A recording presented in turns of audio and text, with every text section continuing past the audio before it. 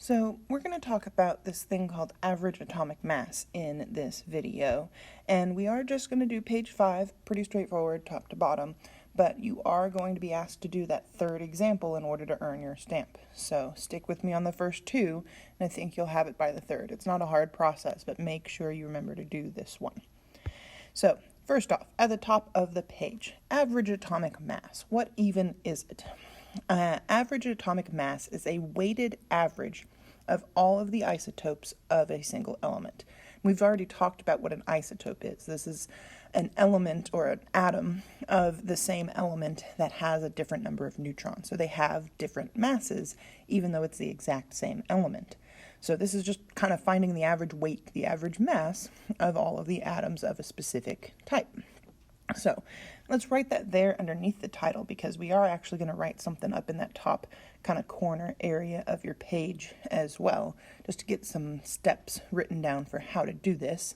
But first, let's talk about the units on average atomic mass. This atomic mass is usually measured in U, or AMU.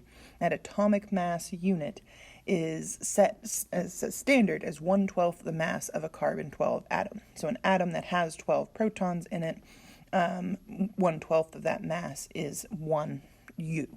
So it's about the mass of 1 proton. And just FYI, for context, we have this unit, this atomic mass unit that we call U, or AMU, because if we were measuring these masses in grams, these would be really tiny numbers with a lot of really crazy scientific notation.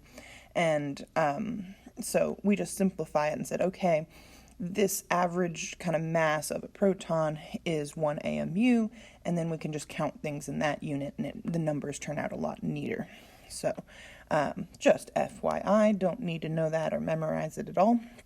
And so how do we find average atomic mass? Well, generally, like you see below, you're going to be given percent abundance and masses. And the first step to solving this type of problem is to turn the percent that you're given into its decimal form. And so you can use your calculator and divide by 100. That's what we do when we turn percents into decimals, divide by 100. But really all that's happening there is that the decimal is going to move left twice. So you don't need your calculator for this stuff. Just move the decimal.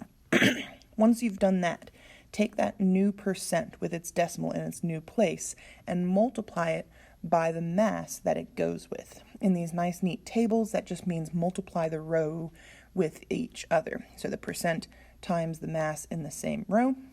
Once you do that for each row, then we just have to add up the products of each row, and that will be our answer. So move the decimal, multiply, and add are 3 steps here.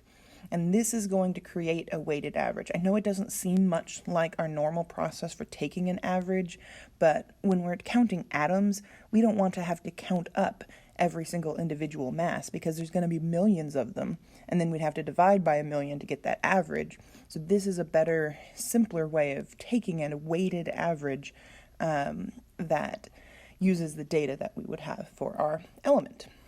So let's do an example. I've got those steps as a reminder up here right above my problem, and let's just find our percents here in this column, and we're going to move our decimal left twice. So now it's 0.6917 and 0.3083. Then we're going to multiply our rows together. So we're going to take this 0.6917 times 62.939590, which, if I put this in my calculator, is going to be 43.5353144. Really, when it comes down to it, we're going to be rounding our final answer to the same number of sig figs as we had here in our percent abundance, because that was definitely less than what we had in this mass. But since it's just going to be our final answer, let's just keep more than 4 sig figs for now, so that our final answer can get rounded to the right place.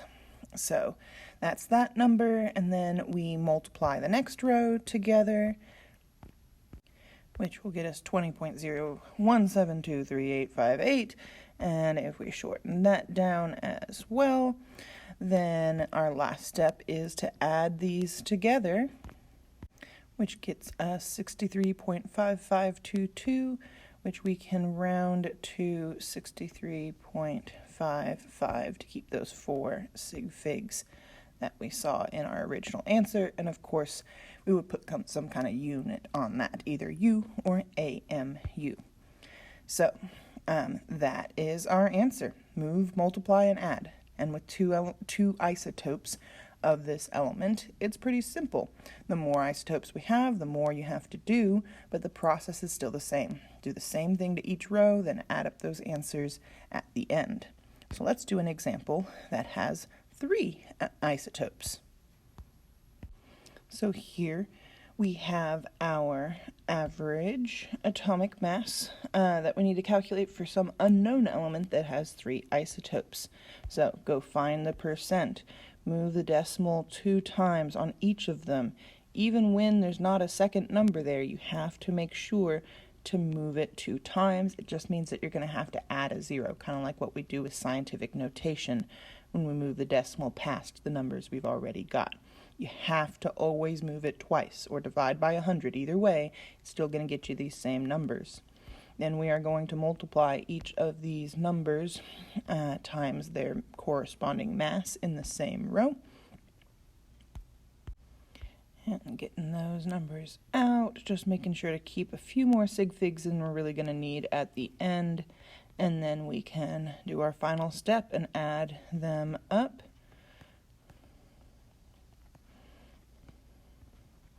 And then we should just be keeping 2 sig figs-ish. We'll try and give you some better sig figs. I don't really want you to round it to 2 sig figs here. So let's keep this at 4 minimum. Most periodic tables do keep it at a 4 minimum. So 20.18 U can be our final answer here. And we don't know what element this is to check it. We could check copper on the periodic table with that last one and see that it is basically 63.55 as its mass. This one we don't really know what element it is. So to double check if we've done this right, then the best way to do that is to look at which of your isotopes has the highest abundance. So here, that's isotope 1. Its mass was basically 20.